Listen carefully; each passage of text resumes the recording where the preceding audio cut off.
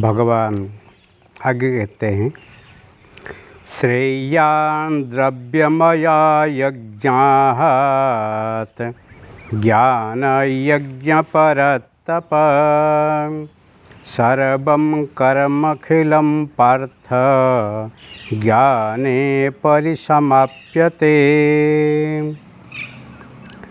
श्रेयान् द्रव्यमयात् यज्ञात् ज्ञानयज्ञः परं तप सर्वं कर्म अखिलं पार्थ ज्ञाने परिसमाप्यते।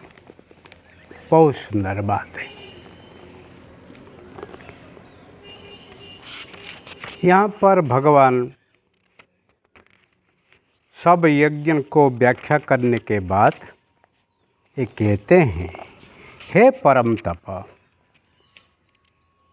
हे अर्जुन, द्रव्यमयात्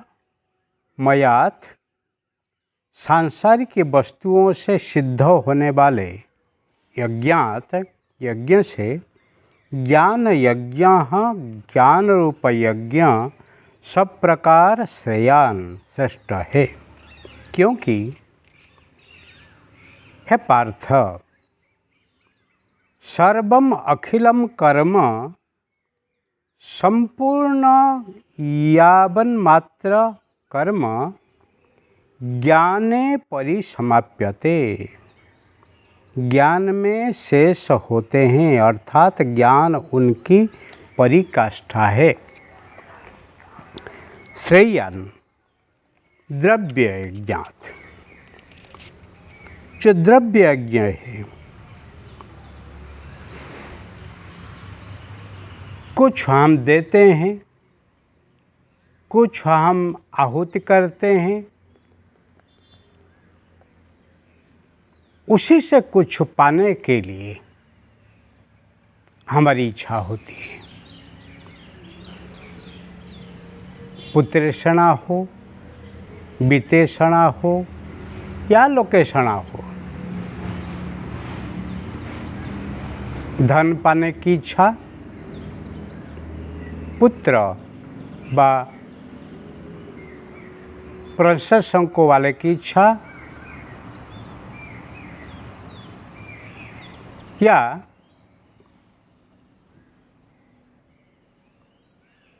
समाज में अपनी प्रतिष्ठा की इच्छा, कुछ ना कुछ एक इच्छा तो रहती है। परंतु ज्ञान यज्ञान श्रेयान, ज्ञान यज्ञ श्रेयान श्रेष्ठ है। जो ज्ञान है, जो आत्मज्ञान है, जो अंतःकरण ज्ञान है, जो अंतर्मुखी ज्ञान है, जो ब्रह्म ज्ञान है, वो निश्चित श्रेष्ठ है। क्यों? ज्ञान से अपनी पूर्णता प्राप्ति होती है, और ज्ञान को जितनी भी आप बांटोगे, दान दोगे, फिर वो बढ़ेगा, वो कम नहीं होने वाला है। हे पार्थ, सर्वम अखिलम कर्म ज्ञाने परिसमाप्यते।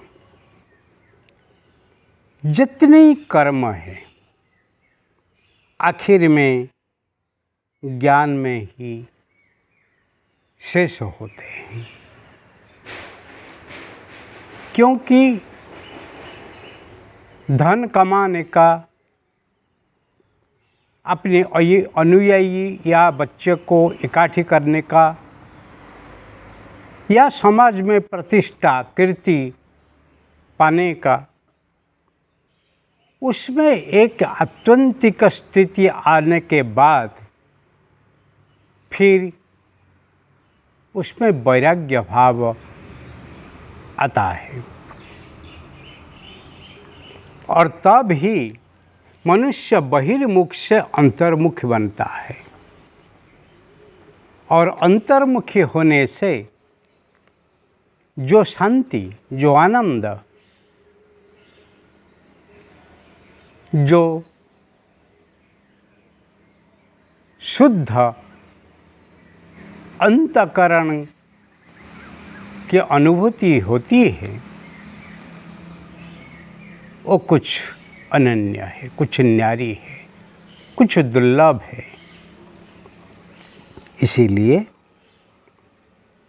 ज्ञान को पाने के लिए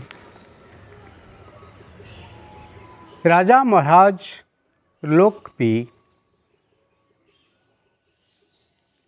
अपने अंतकाल में राज वैभव को त्याग करके वानप्रस्थ हो के जंगल में जाके के सादा जीवन जीते हुए ही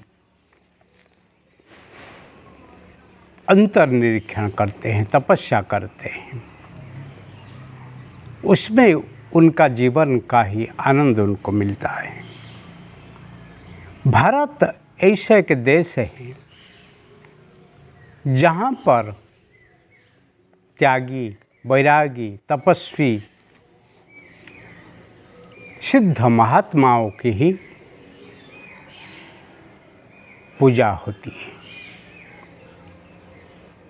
इसीलिए कितनी धन कौन कमाता है वो देखने का नहीं, परंतु कितनी त्याग कौन किया है, कितनी तपस्या कौन किया है, उसकी कीमत है। इसीलिए जीवन में ज्ञान ही अनमोल है।